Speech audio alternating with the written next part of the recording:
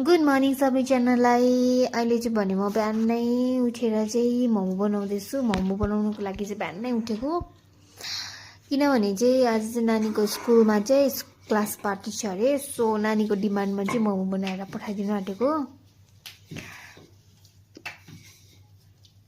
राम्रोसँगले उज्यालो पनि भएको थिएन, त्यही माथि चाहिँ लाइट पनि थिएन। अब नानीको डिमान्ड हो, बनाउनै पर्यो, त्यही भएर नि।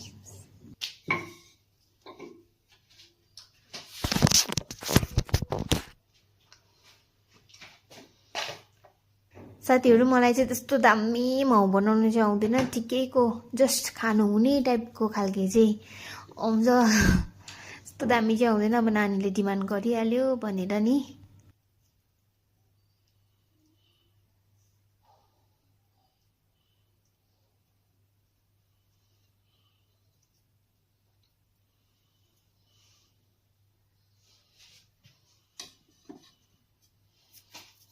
हेर्नुहोस् त साथीहरू मैले कस्तो बनाएछु। सो मेरो अब मोमो पनि पाकिसक्यो। चाहिँ नानीको स्कुलबाट फोटो पनि आइसक्यो, मैले पठाएको चिज मोमोहरू। सो पार्टीको स्कुल क्लास पार्टीको फोटो पनि।